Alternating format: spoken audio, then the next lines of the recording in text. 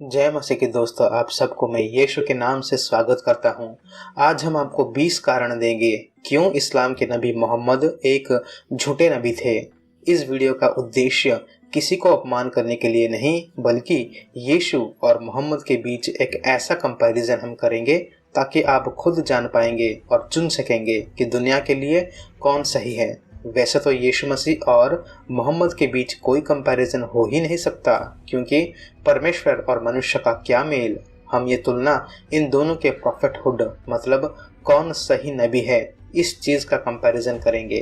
और हम सिर्फ इसी वीडियो के लिए ये मानेंगे कि मोहम्मद भी एक नबी हैं, क्योंकि दुनिया में लाखों करोड़ों लोग हैं जो ये तय नहीं कर पाते हैं कि हम किस नबी को चुनें, मोहम्मद या यीशु।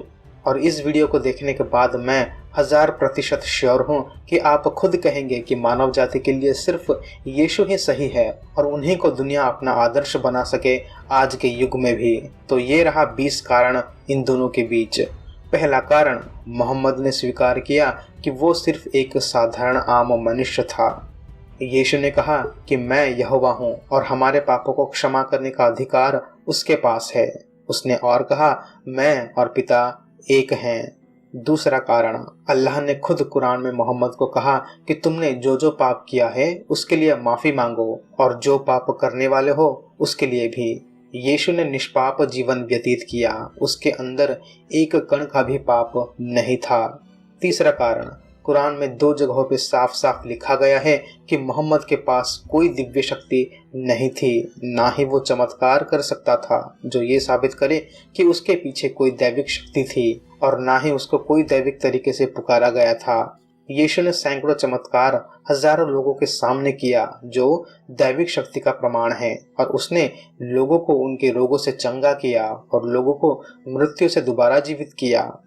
चौथा कारण, मोहम्मद के विषय में ना ही कोई भविष्यवाणी हुई थी और ना ही कोई भी उसके आने का इंतजार कर रहा था। यीशु के जन्म, जीवन, मृत्यु और पुनरुत्थान हजारों सालों से लगभग सभी भविष्यवक्ताओं ने उत्पत्ति की किताब से मलाकी तक भविष्यवाणी किया है कि एक दिन मसीहा आएगा जो हमें पाप के चुंगल से बाहर निकालेगा।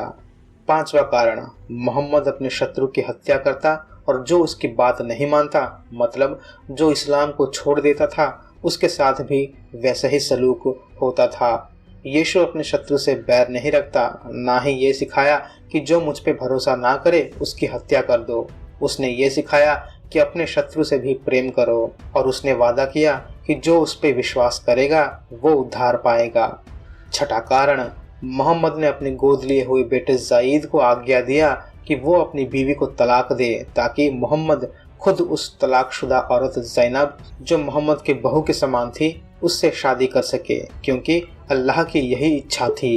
यीशु के नज़रों में शादी एक पवित्र बंधन है और तलाक से घृणा करते थे। सातवां कारण, मोहम्मद ने अपने अनुयायियों को अनुमति दी थी कि आप अविश्वासियों के खिलाफ युद्ध कर सकते हो, बल्कि खुद मोहम्मद, उसके अनुयायी और उसके मानने वाले सभी लोग अविश्वासियों के खिलाफ बहुत ही क्रूर थे।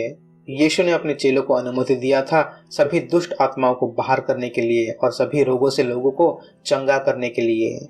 आठवां कारण, मोहम्मद ने निर्देश दिया था और सिखाया था कि कैसे लूटे हुए धन को अपने बीच बांट सको, और पूरा धन जो लूटा गया था उसमें से 20% मोहम्मद खुद अपने पास रखते थे और बाकी के 80% उसके अनुयायी आपस में बांटते थे। यीशु ने अपने चेलों से कहा कि वह पैसे ना मांगे और अपने साथ पैसे नहीं ले जाएं।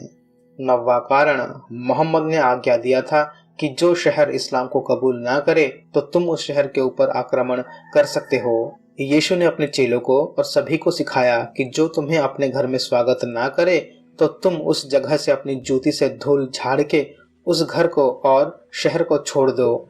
10वां कारण, मोहम्मद के मानने वालों के हिसाब से कई लोग मोहम्मद के लिए अपना जान देते थे।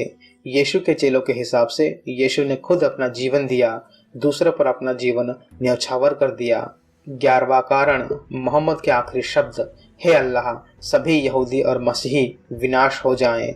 यीशु के आखिरी शब्द, हे पिता, इन्हें क्षमा करना, क्योंकि ये नहीं जानते कि ये क्या कर रहे हैं।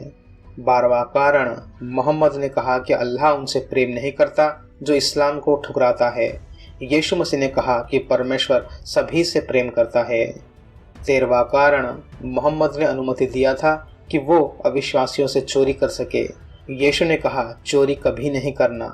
14वां कारण, मोहम्मद ने झूठ बोलने के लिए अनुमति दिया है। यीशु ने कहा कि झूठी गवाही मत दो।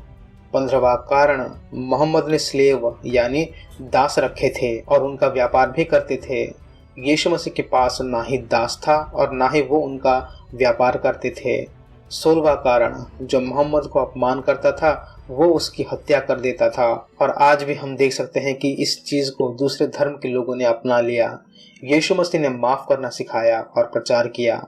17वां कारण, मोहम्मद ने 6 साल की बच्ची के साथ शादी किया और 3 साल बाद जब वो 9 साल की हुई तब उसके साथ शारीरिक संबंध बनाया। यीशु मसीह ने ऐसा काम कभी नहीं किया।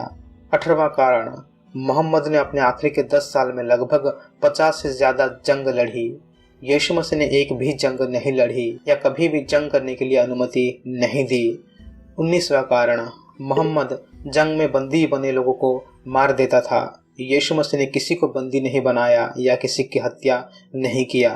20वां कारण, मोहम्मद अपने अनुयायियों को प्रोत्साहित करता था और अनुमति देता था कि जो बंदी बने औरतें थी आप उनके साथ जबरदस्ती कर सकते हैं जबकि उन औरतों के पति जिंदा बंधे थे।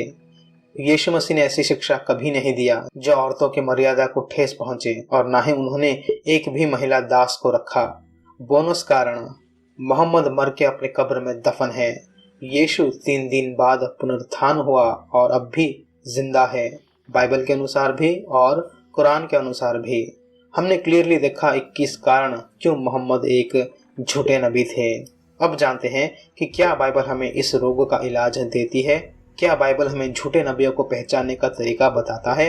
1 यूहन्ना 4:1, हे प्रियो, हर एक आत्मा की प्रतीति न करो वरन आत्माओं को परखो कि वे परमेश्वर की ओर से हैं कि नहीं, क्योंकि बहुत से झूठे भविष्यवक्ता जगत में निकल खड़े हुए हैं।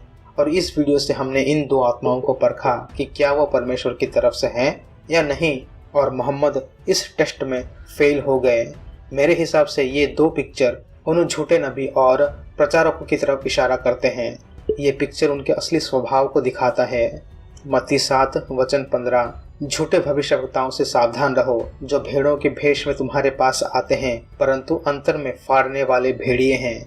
चलो आप यीशु मसीह को खुदा नहीं मानते, मगर हमने जो 21 कारण देखा इन दोनों के बीच, ये तो साफ हुआ कि दुनिया के भलाई के लिए आप किसको अपना आदर्श बना सकते हो। क्या आप अपने मन से ये कह सकते हो कि दुनिया के लिए ये नबी सही है जिसने एक भी चमत्कार नहीं किया, जो सभी अविश्वासियों से नफरत करता था और उन्हें श्राप देता था, जिसने झूठ बोलने की अनुमति दी, जिसने कई लोगों को लूटा और उनके धन को अपने पास रखा और जो अपने कब्र में दफन है।